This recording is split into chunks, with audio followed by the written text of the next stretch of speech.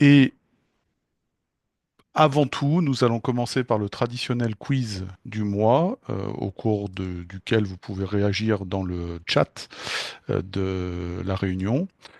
Quiz du mois qui reprend plusieurs affirmations pour lesquelles ben, la réponse vrai ou faux s'appliquera. Donc nous allons attaquer ce quiz du mois à l'instant. Et par la première affirmation, les IJSS maladies sont à la baisse à compter du 1er juin pour tous les salariés. Alors, à votre avis, est-ce que c'est vrai? Est-ce que c'est faux? Vous pouvez réagir dans le chat de la réunion. Euh, Est-ce que vous pensez que c'est vrai, que c'est faux?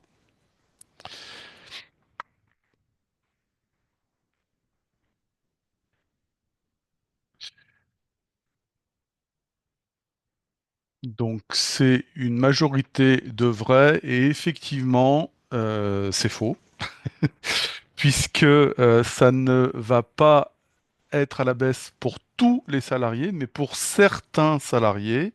Alors, la genèse un petit peu de cette modification des IJSS maladies à la baisse, c'est effectivement un projet qui a survécu aux différents gouvernements et à la séquence politique un petit peu compliquée que l'on connaît depuis 6 mois, puisque c'est un projet qui a été présenté par le gouvernement Barnier au mois d'octobre 2024, quand il a présenté son projet de loi de finances de la sécurité sociale. En fait, l'idée est très simple, c'est de faire des économies, hein, puisque euh, on était en période d'économie à tout prix sur le budget, et là on va rentrer en économie de guerre, hein, puisque tous les jours on entend ce terme-là. Eh bien, le 10 octobre dernier, lorsque M. Barnier a présenté le projet de loi de finances de la sécurité sociale, il a également présenté cette possibilité par voie de décret de baisser les IJSS maladies. Alors, c'est pas une baisse des IJSS maladies frontale, puisqu'en fait, les IJSS maladies vont rester euh, calculés à hauteur de 50% du salaire journalier de référence, mais c'est une baisse de l'assiette de ce salaire journalier de référence, qui va donc impacter les salariés qui ont un salaire qui seront supérieurs à ce salaire journalier de référence, puisque par définition, euh, pour ces salariés-là, ils subiront une baisse directe des IJSS, ou alors les entreprises subiront un surenchérissement direct des compléments de salaire. En fait, ça va coûter plus cher aux entreprises.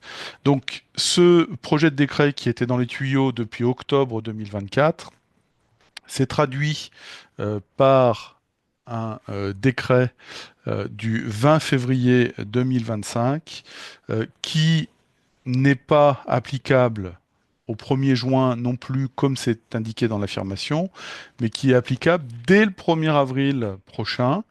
Et ce n'est pas une blague.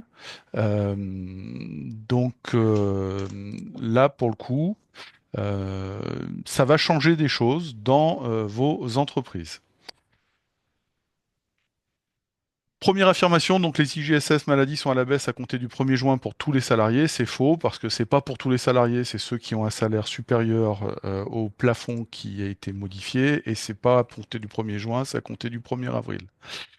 La subrogation en cas d'arrêt de travail est désormais obligatoire pour toutes les entreprises. Est-ce que c'est vrai? Est-ce que c'est faux à votre avis?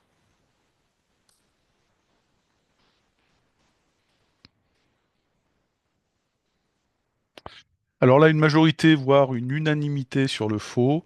Et là, vous avez effectivement raison, puisque la subrogation n'est jamais obligatoire, quel que soit le type d'arrêt de travail.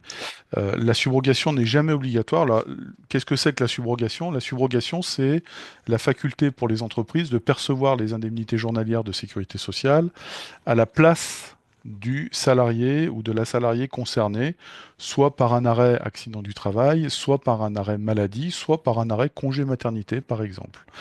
Euh, on entend souvent cette chose-là, que la subrogation serait une obligation. Eh bien non, absolument pas. La subrogation n'est jamais une Bonsoir. obligation. n'est jamais une obligation. Ce qui est une obligation, enfin, en fait, la confusion, elle vient du fait que la sécurité sociale prévoit que la subrogation peut s'appliquer de plein droit. Ce qui est un petit peu différent. Quand la sécurité sociale dit que la subrogation peut s'appliquer de plein droit pour les arrêts de travail, accident du travail, congé maternité ou arrêt maladie, ça veut dire que le salarié ne peut pas s'y opposer. Dès lors qu'il y a un complément de salaire qui est versé par l'entreprise, le salarié ne peut pas s'opposer à la subrogation qui serait mise en place par son entreprise. C'est une subrogation de plein droit. En revanche, ça n'a rien à voir avec ce qui se passe dans les relations entre l'entreprise et le salarié, c'est-à-dire en droit du travail, où là, ben, l'entreprise peut décider, pour des raisons qui lui appartiennent, de ne pas mettre en place cette subrogation. La seule petite nuance, c'est si un accord d'entreprise ou si une convention collective de branche l'y obligeait, ce qui n'est pas le cas, par exemple, dans la convention collective des transports routiers. Donc, en aucun cas, la subrogation n'est obligatoire pour toutes les entreprises, sauf si une convention collective ou un accord collectif le prévoit, ce qui n'est pas le cas, encore une fois, par exemple, dans la convention collective des transports routiers. À ce sujet-là, les différentes réglementations n'ont rien changé dans les derniers jours, dans les derniers mois. Autre affirmation sur une vraie nouveauté, le commissaire de justice va devenir un acteur clé de la saisie des rémunérations. Est-ce qu'à votre avis c'est vrai, c'est faux? Yo, mais il s'en va. Et je pense que c'est parce que Donc une majorité de vrai et effectivement le commissaire de justice. Alors commissaire de justice, je vous rappelle, c'est les anciens huissiers de justice qui ont fusionné avec les commissaires-priseurs et qui ont donné une nouvelle profession qui est la profession de commissaire de justice. Donc le commissaire de justice va effectivement devenir un acteur clé de la saisie des rémunérations, dans le sens où, pour simplifier la procédure, et dans un certain nombre de cas, la loi est venue décider que on pourrait se passer de l'office du juge de l'exécution. Juge de l'exécution qui était auparavant celui qui orientait, qui gérait l'application des saisies des rémunérations. Eh bien, pour simplifier les choses, pour gagner un petit peu de rapidité dans cette matière de saisie des rémunérations, eh bien, la nouvelle loi dit qu'on va se passer du juge tout au moins pour faire appliquer cette saisie et qu'on va donner ça au commissaire de justice qui pourront faire appliquer ces saisies des rémunérations de manière un peu plus rapide et un petit peu plus euh, simple. Alors, ça ne veut pas dire que le juge ne va pas intervenir, hein, puisque dès lors qu'il y aura une opposition ou une contestation de la saisie, effectivement, le juge va pouvoir être de nouveau saisi. Petite distinction sur la saisie des rémunérations. Alors, quand on parle de saisie des rémunérations, il ne faut pas le confondre avec les avis à tiers détenteurs ou les avis administratifs de saisie, ou encore le paiement direct de la pension alimentaire. Ce sont trois choses différentes. Bon, le paiement direct de la pension alimentaire, on voit exactement ce que c'est. C'est la possibilité de saisir directement sur le salaire les pensions alimentaires qui ne seraient pas payées. Les avis à tiers détenteurs, c'est tout ce qui concerne les dettes administratives auprès du Trésor public, des dettes d'amende, etc., etc. Toutes les dettes qui sont sous-tendues par l'État, entre guillemets. Et enfin, la saisie des rémunérations, c'est lorsque le salarié a une dette privée, euh, vis-à-vis d'un créancier privé, eh bien, en fait, il ne peut pas passer par l'avis à tiers détenteur, donc il va passer par la saisie des rémunérations. Jusqu'à présent, il fallait passer devant le juge, c'était long, c'était compliqué, etc. Espérons que cette nouvelle procédure qu'on va voir un petit peu plus loin rendra les choses un petit peu plus faciles, un petit peu plus simples, un petit peu plus rapides et un petit peu plus faciles. Autre affirmation sur les avantages en nature véhicules, à compter du 1er février 2025, il convient de recalculer l'avantage à la hausse, même pour les véhicules mis à disposition aux salariés avant cette date. Est-ce qu'à votre sens, c'est vrai, c'est faux?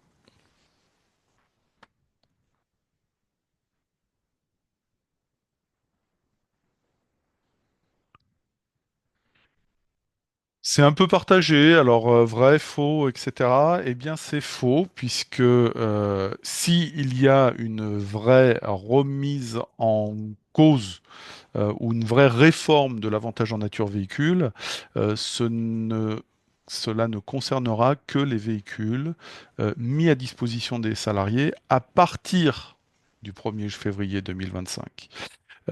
Les avantages en nature, ça faisait presque 25 ans que ça n'avait pas été modifié, puisque ça découlait d'un arrêté de décembre 2002 qui n'avait pas été modifié depuis un bon nombre d'années et qui venait nous expliquer comment gérer ces avantages en nature véhicule, mais pas que. Avantages en nature logement, avantages en nature repas, avantages en nature nouvelles technologies de l'information et de la communication. Et la plus grosse modification de cette réforme qui est venue être mise en place par un arrêté du 25 février 2025 concerne l'avantage en nature véhicule. Alors, pas dans le sens des entreprises, hein, puisque les pourcentages d'évaluation forfaitaire, notamment de ces avantages en nature véhicule, a été augmenté. Donc, ça va coûter plus cher euh, et aux salariés et aux entreprises en matière de cotisation sociale pour les véhicules mis à disposition à partir du 1er février 2025. Donc on va voir un petit peu cette notion dans la suite de notre exposé.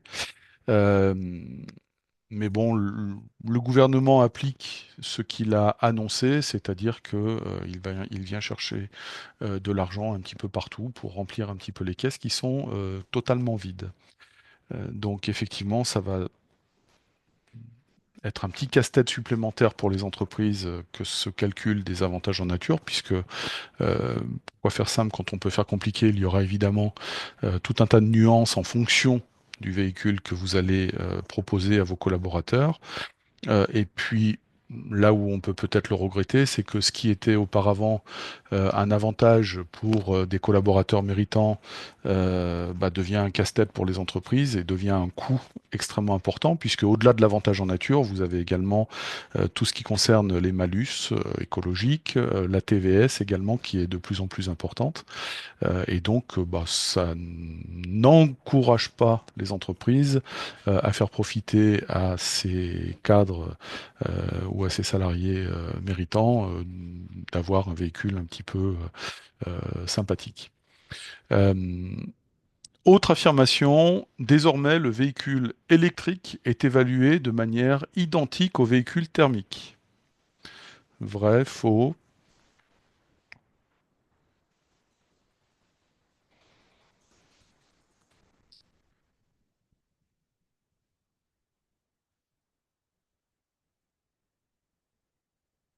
Alors, une majorité de faux, et vous avez raison, c'est faux, puisqu'on est toujours dans le tout électrique, hein, tout au moins prôné par les pouvoirs publics.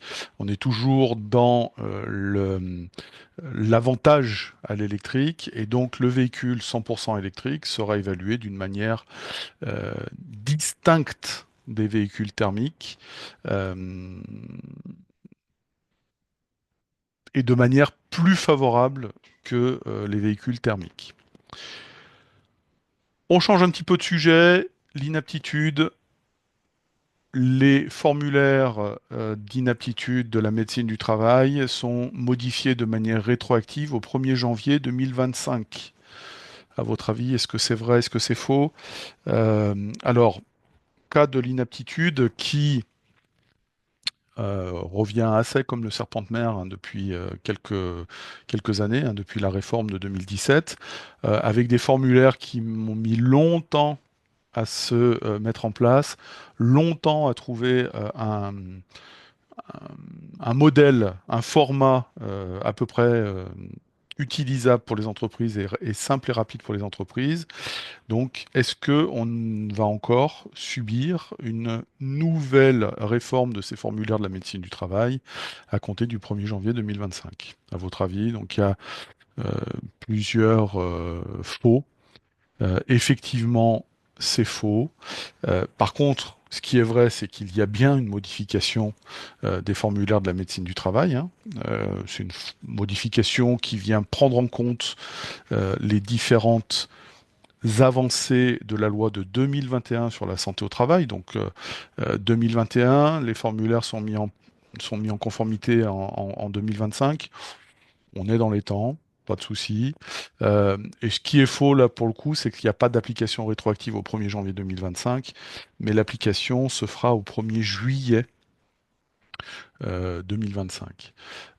Tout ça pour que la médecine du travail puisse se mettre à jour, alors d'une part épuiser les stocks hein, de formulaires actuels, et se mettre à jour notamment dans leur logiciel au format de ces nouveaux formulaires. Euh, bon, en espérant que d'ici là, il y ait de plus de médecins du travail, puisque ça continue d'être une sacrée pénurie pour les entreprises. Et enfin, quelques affirmations sur une directive européenne qui pour l'instant ne fait pas trop parler d'elle, qui pour l'instant n'a pas d'impact en droit national, mais qui, à en croire les déclarations de la ministre du Travail, Panos-Bouvet, va changer beaucoup de choses, notamment pour les entreprises d'une certaine taille, à compter de la fin de l'année, voire à compter de début 2026. Donc c'est la directive transparence de l'Union européenne qui vient militer pour l'égalité de rémunération entre les hommes et les femmes, mais pas que, hein, égalité de rémunération également à coefficient, à temps de travail équivalent, etc.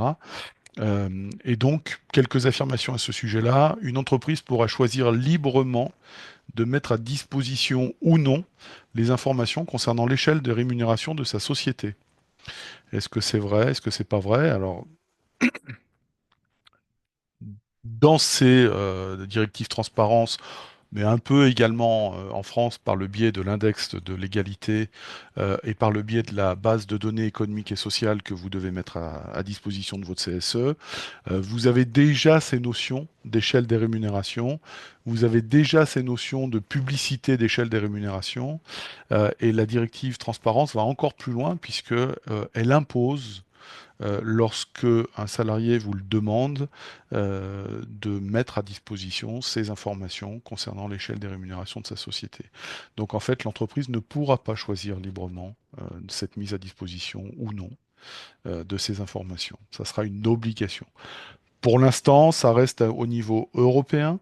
Donc pour l'instant, il n'y a pas de transposition en droit français, mais cette transposition, elle est obligatoire avant le 7 juin 2026. Et la ministre du Travail a indiqué qu'elle visait un objectif de transposition à la fin de l'année 2025. Donc attention, à l'heure où vous venez, pour les entreprises qui sont concernées, de publier votre index égalité homme-femme, attendez-vous pour 2026 à avoir des modifications importantes dans cet index d'égalité homme-femme. Deuxième affirmation sur cette directive transparence, la France devrait transposer ce texte pour une mise en application dès 2026. Bon, là, on va pas faire durer le suspense trop longtemps puisque je viens de vous l'indiquer. L'objectif de la ministre, donc c'est vrai, l'objectif de la ministre, c'est de trouver un texte de loi de transposition de cette directive d'ici fin 2025 pour une application début 2026, et notamment pour les entreprises. Alors, d'après ce que prévoient les projets de texte, il va y avoir une application échelonnée en fonction de l'effectif de l'entreprise. Et a priori, les entreprises qui seront touchées seront celles de plus de 100 ou de 50 salariés. Pour l'instant, c'est pas tranché, mais on va vers ce seuil d'effectif. Et donc l'application, ça serait pour les plus grandes entreprises, donc plus de 250 salariés vraisemblablement, dès 2026, pour arriver à une application pour les plus petites entreprises courant 2027, voire même un petit peu plus pour certains points. Euh, Directive transparence toujours. Autre affirmation, il sera désormais interdit de demander à un candidat à quelle hauteur se situe sa rémunération actuelle.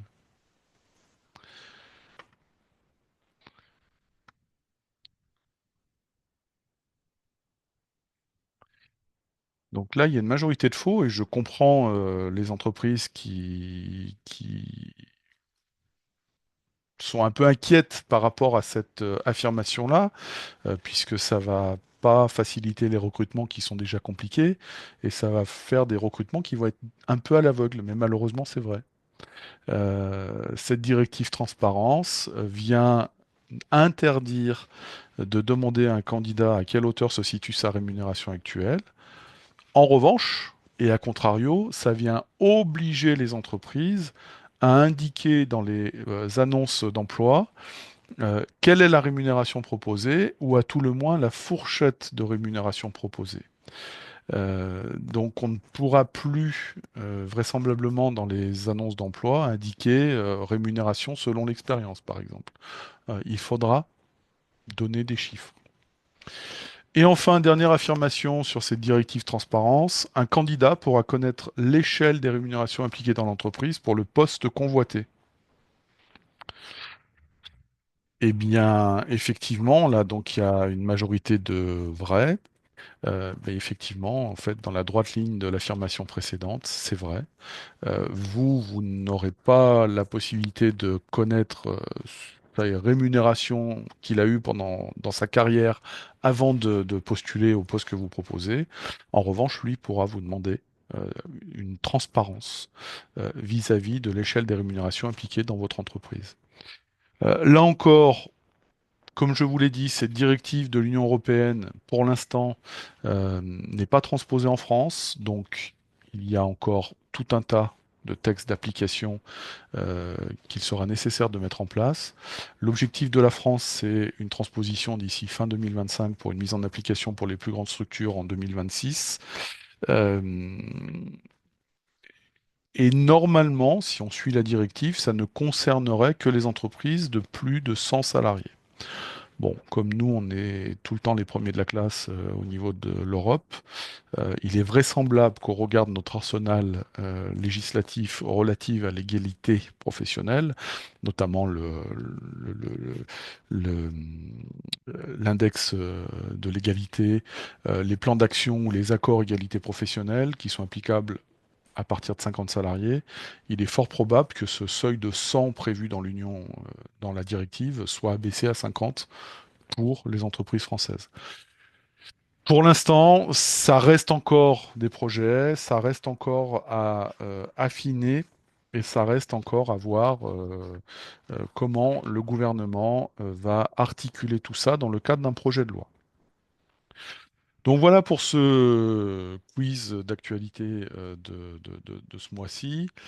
Nous allons maintenant un peu évoquer les actualités sociales et la première de ces actualités, c'est le décret relatif à la baisse du plafond des indemnités journalières pour maladie.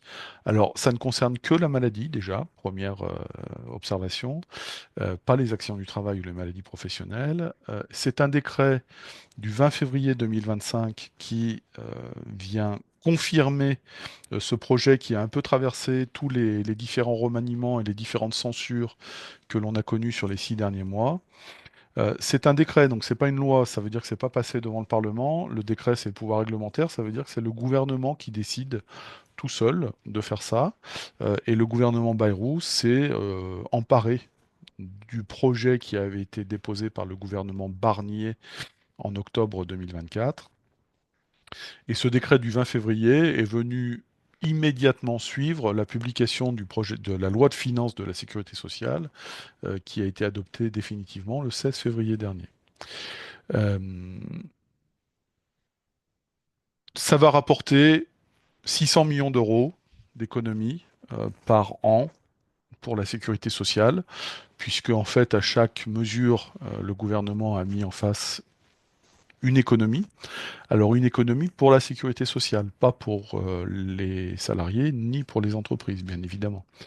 Euh, Qu'est-ce que nous annonce ce décret-là? Bah, ce décret, en fait, il vient abaisser le plafond de revenus pris en compte dans le cadre de calcul des IJSS maladie, il vient abaisser ce plafond de revenu de 1,8 à 1,4 fois le SMIC.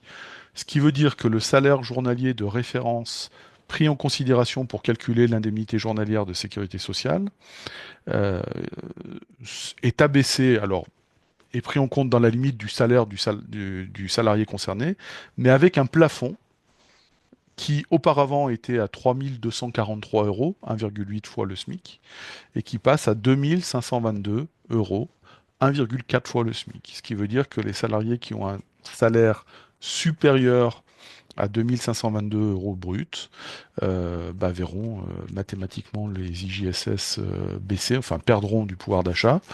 Ou alors, si l'entreprise pratique un maintien de salaire employeur, eh bien l'entreprise verra surenchérir le coût des arrêts maladie pour elle, puisque ce que la Sécu ne va pas payer, eh ben, c'est l'entreprise qui va le payer.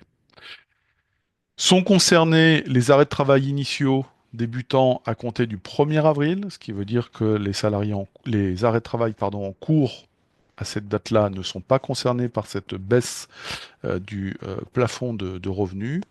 Euh, et puis les conséquences à prévoir, c'est premièrement hausse mécanique du complément d'employeur en cas de maintien, on l'a vu, hein, puisque la Sécu ne va payer moins d'indemnités journalières, donc en fait le report euh, mécanique se fera sur les entreprises qui, elles, ne sont pas euh, soumises à plafond, puisqu'elles ne sont pas concernées par ce plafond de revenus pris en compte pour le calcul des IGSS.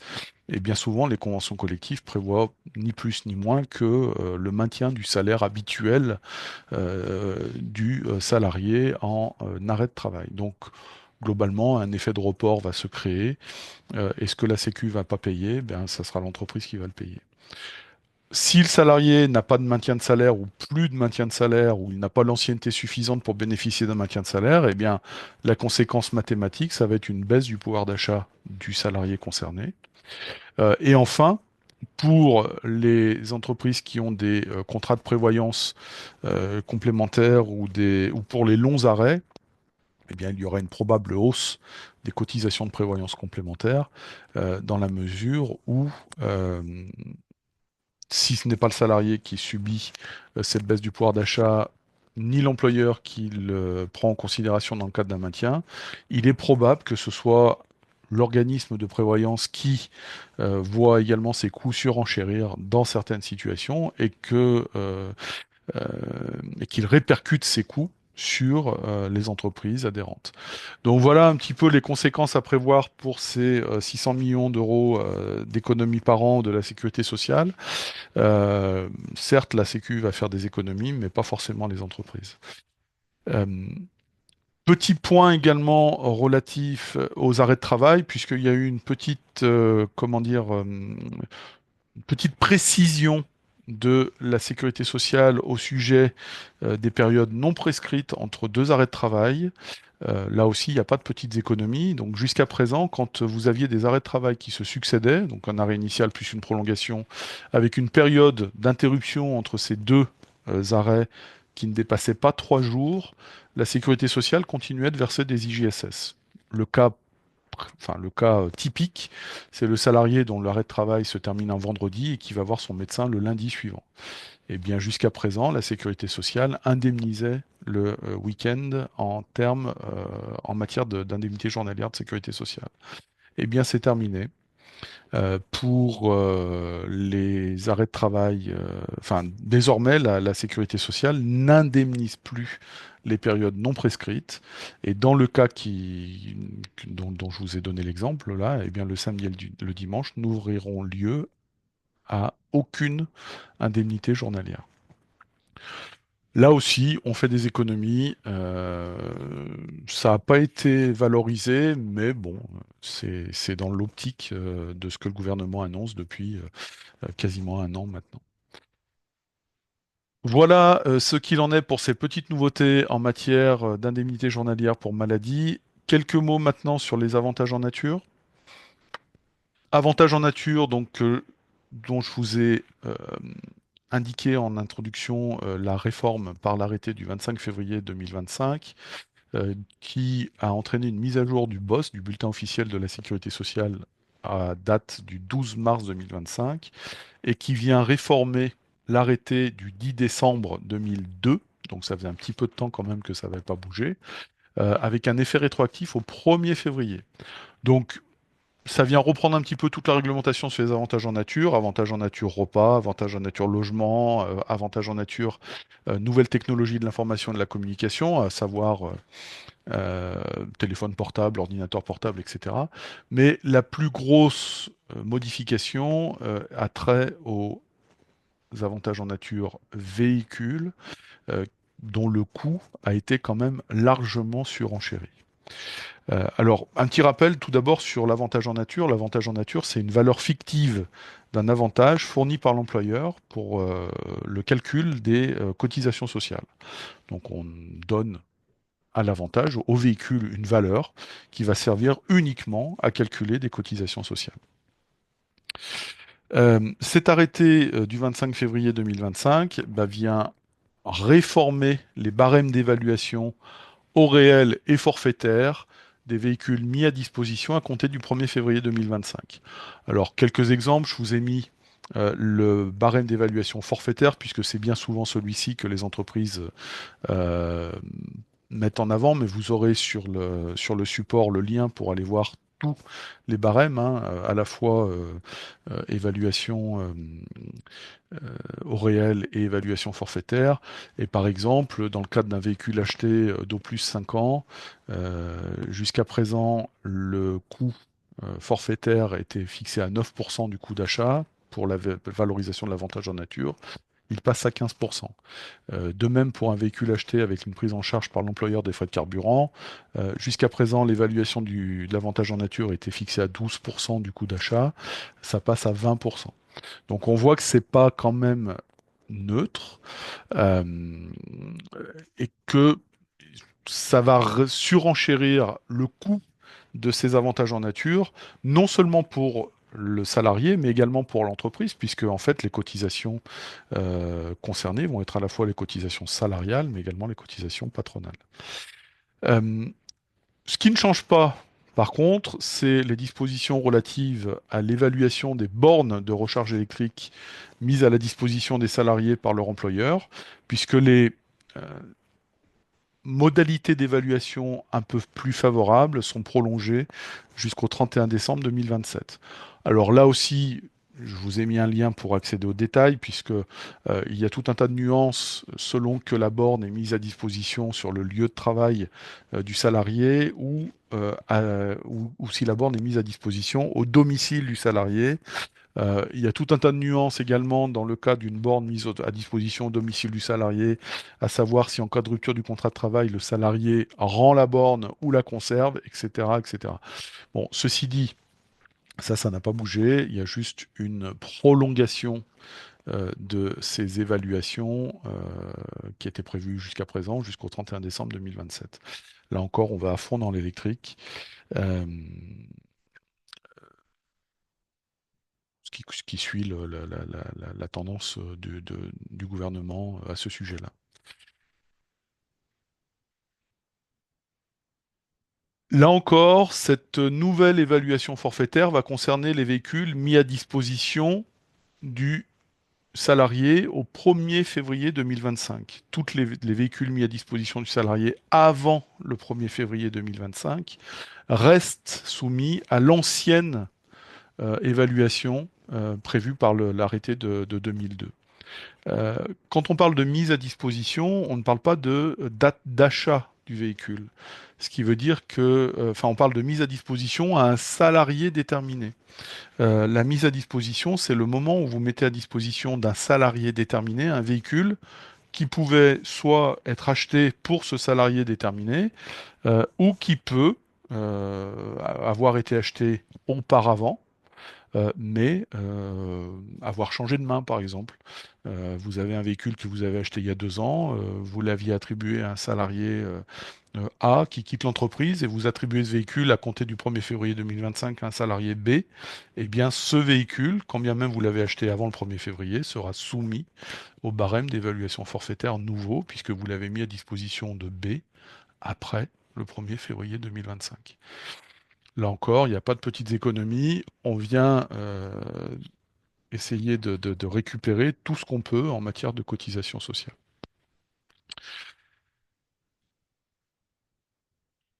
Une petite exception ou un petit cas particulier, le cas particulier des véhicules 100% électriques qui bénéficient d'abattements sur cette évaluation de l'avantage en nature sous certaines conditions. Alors il y a deux abattements qui s'appliquent, un à hauteur de 50% dans la limite de 2000 euros par an en cas d'évaluation sur une base réelle. Ce premier abattement est valable jusqu'au 31 décembre 2025 et l'autre de 70% dans la limite de 4 582 euros par an en cas d'évaluation forfaitaire. Donc on voit qu'il y a quand même une vraie prime aux véhicules électriques à condition que le véhicule soit, selon les termes de l'arrêté, éco-scoré.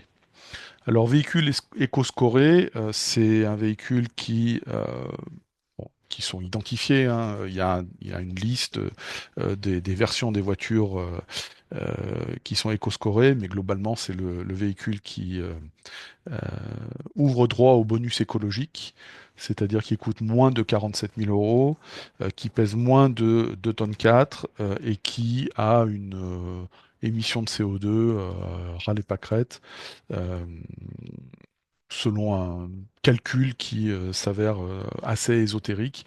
Bon, il y a la liste qui est prévue dans l'arrêté du 14 décembre 2023. Euh, la mise à disposition aux salariés de ces véhicules-là, à titre personnel, entraîne une évaluation d'avantage en nature qui est plus favorable. Donc on est là encore dans la valorisation de l'avantage des véhicules électriques au détriment des véhicules thermiques, voire et hybrides, puisque les véhicules hybrides petit à petit sortent des avantages qu'ils avaient. Euh, voilà les nouveautés en matière d'avantages en nature de cet arrêté du 25 février 2025. Pour ce qui concerne les avantages logement les avantages repas et les avantages NTIC, il n'y a pas de modification particulière. Euh, Il n'y a pas de modification, enfin, c'est les mêmes choses qui s'appliquaient jusqu'à présent. Alors, on a une petite question sur le Zoom sur un calcul. Je me permettrai de regarder ça à tête reposée. Je vous mettrai ça dans le support que je vous enverrai par la suite. Mais globalement, oui, on est sur ce type de calcul-là. En parallèle des avantages en nature, un petit rappel quand même, puisque les avantages en nature, c'est une obligation. Quand vous mettez à disposition à titre personnel un avantage aux salariés, que ce soit un logement, un véhicule, un repas, ou dans une moindre mesure un téléphone portable ou un ordinateur portable, il ne faut pas oublier de le valoriser et il ne faut pas oublier de l'indiquer sur la fiche de paye. Nous avons une jurisprudence récente, là, de décembre 2024, qui vient rappeler ça à l'occasion d'un contentieux social, puisque c'est le salarié qui est venu réclamer devant le Conseil de prud'homme, puis la Cour d'appel, puis la Cour de cassation. Donc c'est un employé d'un centre de contrôle technique qui était logé à titre gratuit dans le centre, dans un petit appartement de 45 mètres carrés à l'étage des locaux professionnels. Euh, et l'entreprise n'avait pas valorisé cet avantage en nature et ne l'avait pas indiqué sur les fiches de paye. Eh bien, le salarié, à l'occasion d'un contentieux autour de son licenciement, est venu demander ni plus ni moins qu'une indemnité forfaitaire de travail dissimulé qui est prévue par le Code du travail à hauteur de 6 mois de salaire. Et la Cour de cassation a appliqué de manière tout à fait orthodoxe le droit du travail en indiquant que, selon le Code du travail, est réputé travail dissimulé par dissimulation d'emploi salarié, le fait pour tout employeur de se soustraire intentionnellement aux déclarations relatives aux salariés, aux cotisations sociales assises sur ceux-ci auprès des organismes de recouvrement, des contributions, etc., etc. Elle a constaté que l'avantage en nature n'apparaissait pas sur le bulletin de salaire et a donc très logiquement considéré que l'entreprise avait pratiqué un travail dissimulé et donc a octroyé aux salariés, en plus de toutes les problématiques relatives au licenciement, une indemnité forfaitaire équivalente à 6 mois de salaire. Donc ça, pour mémoire, attention aux avantages en nature.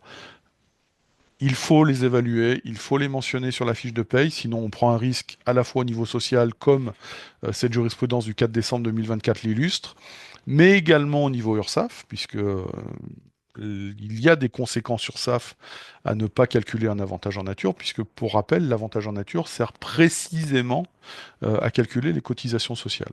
Donc ne pas le faire, bah, c'est éluder le paiement de ces cotisations sociales, et ça l'URSSAF en général n'aime pas trop. Donc elle est susceptible de redresser l'entreprise qui n'évaluerait pas du tout ou correctement les avantages en nature mis à disposition de ses salariés. Donc voilà pour ces petites observations sur la réforme des avantages en nature. Nous allons maintenant passer à un autre sujet qui est celui de la saisie des rémunérations qui a été réformée de fond en comble euh, par un décret du 12 février 2025 qui est venu mettre en place une nouvelle procédure de saisie des rémunérations. Alors c'est assez cocasse, on va dire, puisque là, l'objectif de cette réforme, c'est de fluidifier euh, la, la saisie des rémunérations, de la rendre plus rapide, et on la fluidifie en la déjudiciarisant. C'est-à-dire que tout au moins au début de la procédure, bah, le juge n'interviendra pas. Donc c'est assez drôle puisque dans les différents textes qui sont venus dans les différents travaux parlementaires autour de ce décret, euh, l'une des notes d'attention, c'était de dire que pour rendre la justice plus efficace, il faut la déjudiciariser. Et c'est pas une citation de ma part, c'est vraiment ce qui était écrit. Donc c'est assez cocasse, puisque bon, pour rendre la justice plus efficace, ne la mettons pas d'entre les mains des juges, quoi, ça veut dire globalement. Donc c'est exactement ce qui se passe dans cette nouvelle procédure de saisie des rémunérations, puisque le juge n'interviendra plus au préalable. Alors, sauf évidemment le juge qui va délivrer un titre exécutoire, puisque pour pouvoir saisir une rémunération, il ne suffira pas d'aller chez un huissier de justice en disant ben, Monsieur Untel me doit tant, merci de procéder à la saisie. Non, il faudra que la dette ait été reconnue quand même par un juge. On parle là de l'exécution d'un titre exécutoire. On parle là de l'exécution et de la récupération d'une dette qui a été, ou d'une créance plus exactement, qui a été reconnue par un juge. Mais jusqu'à présent, il fallait passer par le juge de l'exécution. Donc c'était très long, c'était très fastidieux. Et bien maintenant, on pourra passer directement euh, auprès des commissaires de justice. Donc il est probable que vous receviez, vous, dans vos entreprises, des procès-verbales de saisie euh, puisque la nouvelle procédure euh, autorise le commissaire de justice à interpeller directement l'employeur par le biais de ce procès verbal. Très rapidement à ce sujet-là, donc comme je vous l'ai dit en introduction, il ne faut pas confondre cette procédure de saisie des rémunérations qui concerne les créanciers privés avec les avis à tiers détenteurs et les paiements directs des pensions alimentaires. Parce que ce sont deux choses différentes. Aviateur détenteur, c'est toutes les créances publiques, entre guillemets, amendes, trésor public, euh, cotisations, etc. Enfin voilà. Et les pensions alimentaires, bah, pensions alimentaires, ça porte bien son nom. Voilà. Alors, il y a aussi une priorité entre ces différentes créances, entre ces différentes procédures. Bien évidemment, les ATD, les aviateurs détenteurs et les paiements directs des pensions alimentaires sont toujours prioritaires sur une saisie des rémunérations ressortissant d'un créancier privé. Ça ne change pas. Euh, et donc, ces précisions étant faites, la saisie des rémunérations à compter du 1er juillet 2025 va suivre la procédure suivante. Tout d'abord, délivrance d'un commandement de payer aux salariés débiteurs par le commissaire de justice. Avant de pouvoir saisir les sommes qui lui sont dues, un créancier devra d'abord signifier à son débiteur un commandement de payer à l'appui d'un titre exécutoire, hein, d'un jugement. Et ce n'est que si le débiteur, donc à savoir le salarié concerné, ne paye pas sa dette dans le mois qui suit, que le commissaire de justice pourra signifier un procès-verbal de saisie à l'employeur. Ce procès-verbal de saisie à l'employeur sera signifié dans les 3 mois du refus de payer par le débiteur du commandement de payer euh, et va avoir pour conséquence l'obligation pour l'employeur de pratiquer la saisie et de les verser entre les mains du commissaire de justice qui ensuite répartira les différentes créances euh, auprès des différents créanciers. Donc voilà globalement comment ça va se passer. Vous aurez l'obligation, dans un délai de 15 jours à compter de la notification de l'acte de saisie, de déclarer au commissaire de justice répartiteur la situation de droit existant entre vous et le salarié concerné. Est-ce que le salarié est toujours chez vous? Est-ce qu'il est salarié, etc., etc. Et ensuite lui indiquer quelles sont les autres saisies, cessions, saisies administratives, etc que votre salarié doit honorer. Pour information, si l'employeur ne déclare pas correctement ou fait une déclaration mensongère, il y a des sanctions qui sont prévues par le décret, mais bon, c'est pas, voilà, c'est pas très intéressant.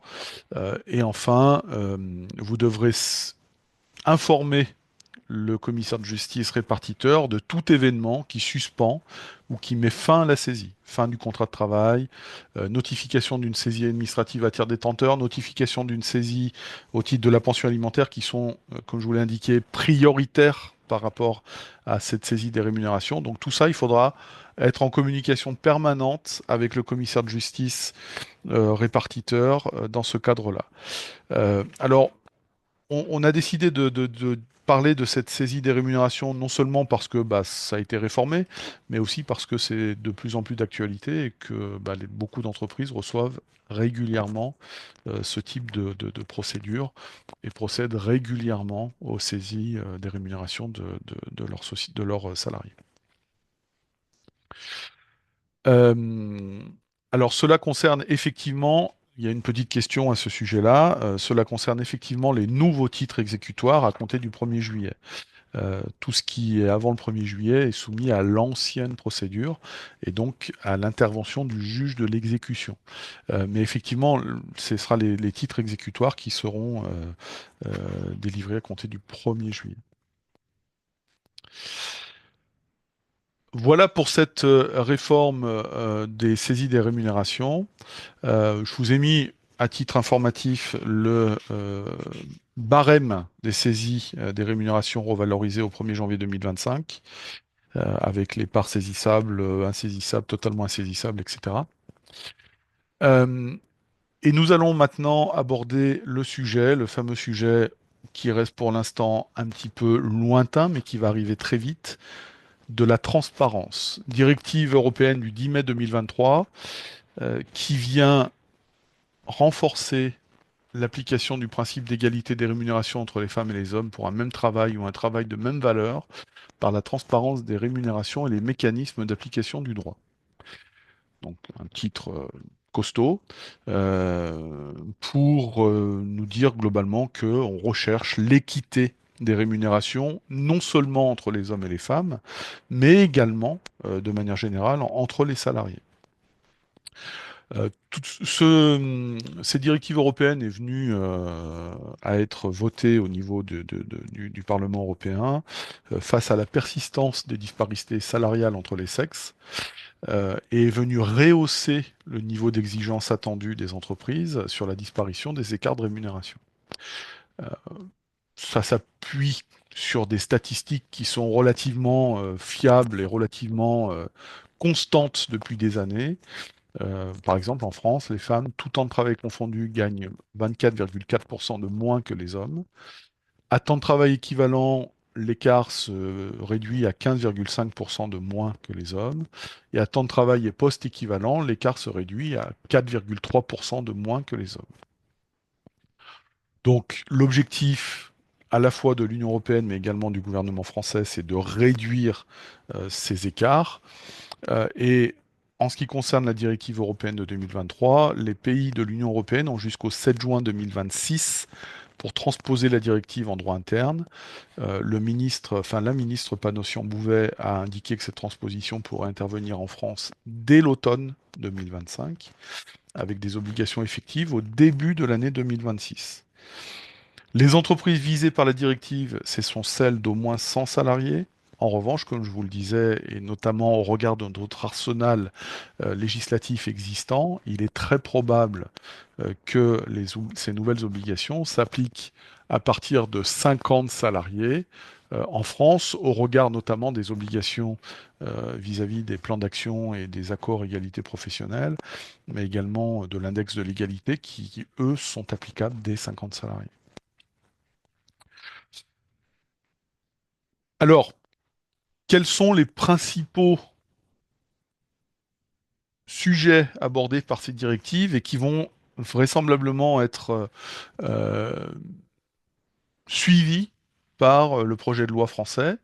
Bien, c'est la transparence, c'est l'information, c'est la communication, c'est le rôle renforcé des salariés et des institutions représentatives du personnel, et ça se traduit par plusieurs items, hein. Premièrement, transparence obligatoire en matière de rémunération dès la diffusion de l'offre d'emploi. Rémunération ou fourchette de rémunération. Euh, Interdiction également, dans le cadre des recrutements, de toute référence à l'historique des rémunérations lors de l'entretien d'embauche. On ne va pas pouvoir demander, enfin, on ne pourra plus demander, tout au moins en théorie et juridiquement, aux candidats quelles étaient leurs rémunérations antérieures pour pouvoir caler une proposition que vous leur feriez. C'est également la mise en place d'une grille de critères permettant d'évaluer un travail de même valeur. Alors, bien évidemment, ça reste à définir, hein. Qu'est-ce qu'un travail de même valeur?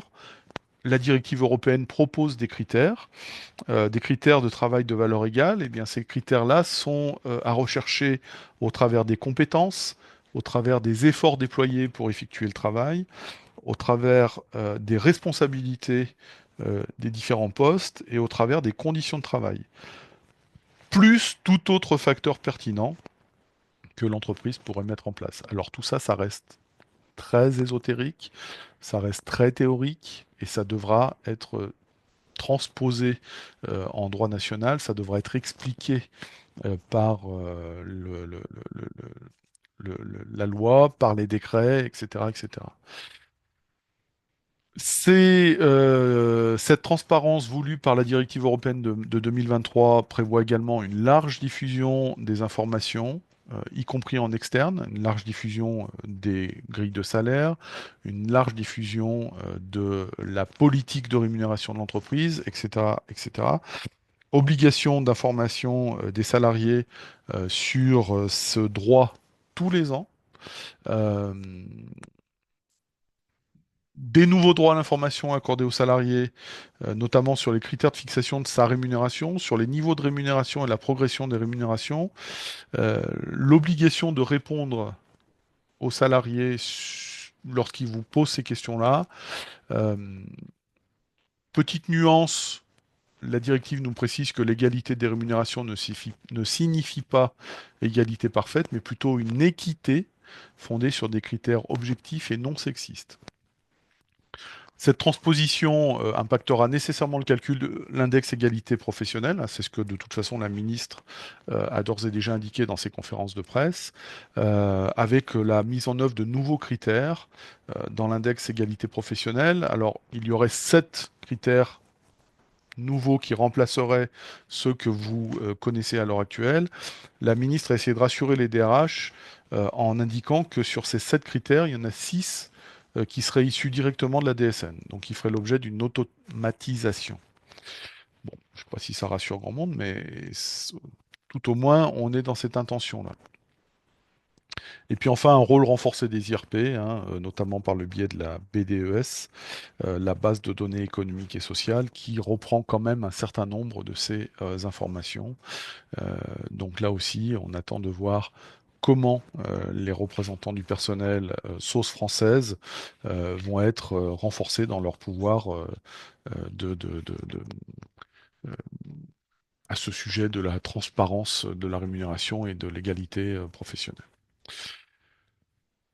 Voilà ce que l'on peut dire à ce stade sur cette directive transparence du 10 mai 2023. Pour l'instant, on reste quand même dans des intentions. C'est un texte européen qui n'est pas très pratique.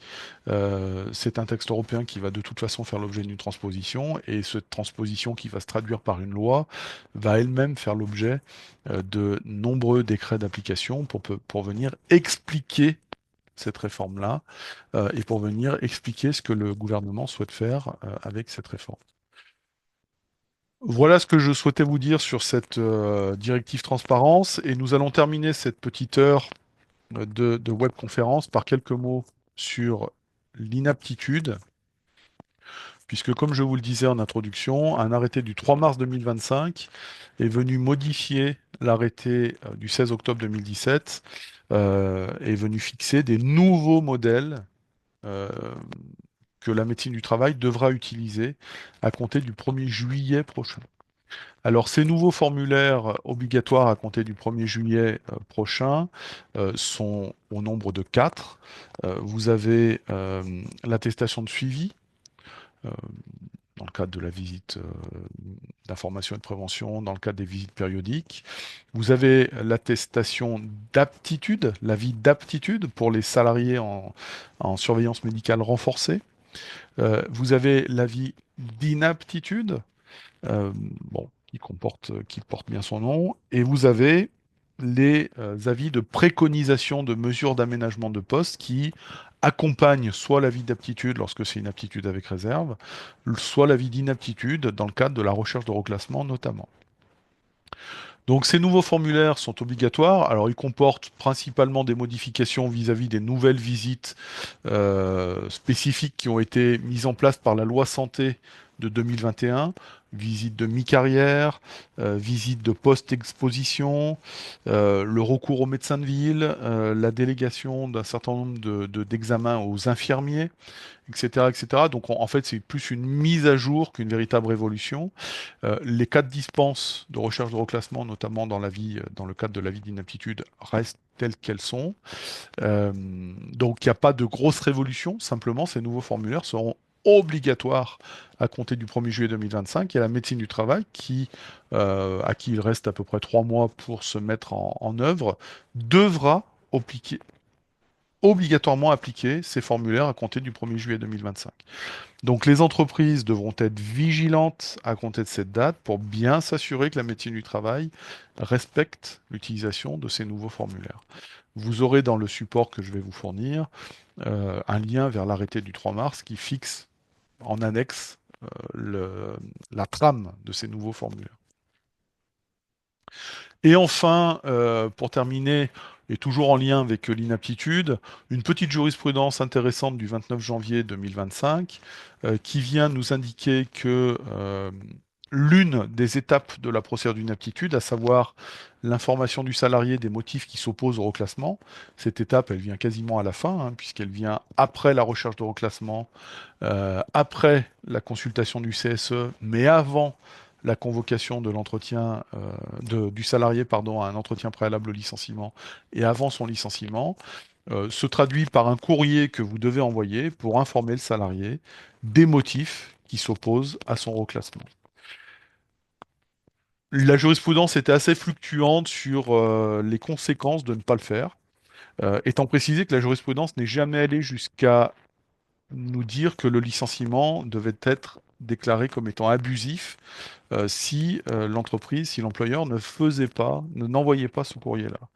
Bon, bah là, la jurisprudence vient nous dire tout simplement qu'effectivement, ne pas envoyer ce courrier d'informations sur l'impossibilité de reclassement peut causer un préjudice, mais ce n'est pas un préjudice automatique, ce n'est pas un préjudice nécessaire et que le salarié doit démontrer le préjudice que cette absence d'information sur l'impossibilité de reclassement lui a causé.